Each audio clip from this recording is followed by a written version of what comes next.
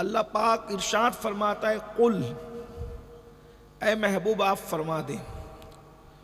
علماء کرام موجود ہیں، قرآن میں جتنی آیتیں ہیں، کسی آیت میں اللہ کافروں سے خطاب کرتا ہے، کسی میں اللہ مومنوں سے خطاب کرتا ہے، کسی میں اللہ منافقوں سے خطاب کرتا ہے، کچھ آیتیں ایسی ہیں جس میں اللہ تعالیٰ لوگوں سے خطاب کرتا ہے، یعنی سب اللہ رب العزت کے الگ الگ اللہ پاک ان سے خطاب فرما رہا ہے۔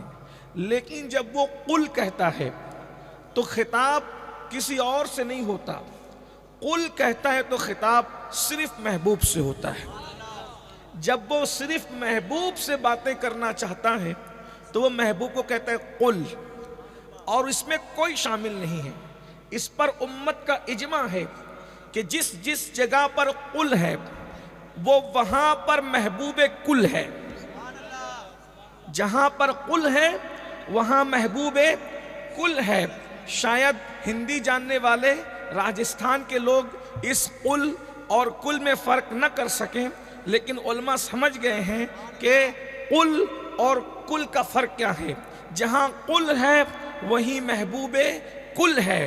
اسی لیے سنی جب اپنی محفل کا اختتام کرتے ہیں تو تو میں پر نہیں کرتے، بلکہ قل پر اختتام کرتے ہیں۔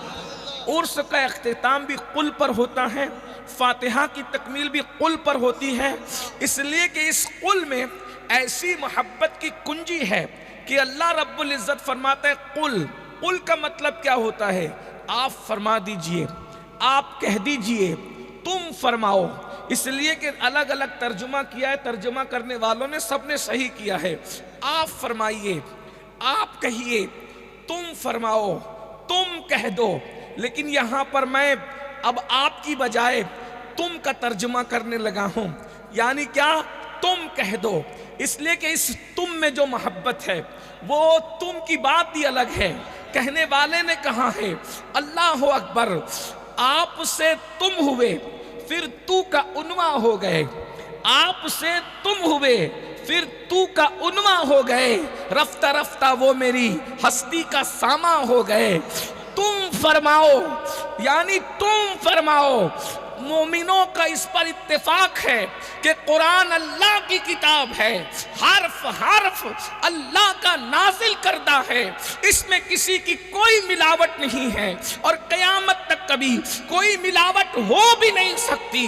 ملاوٹ کرنے والے مٹی میں مل جائیں گے لیکن قرآن میں ملاوٹ کر نہ سکیں۔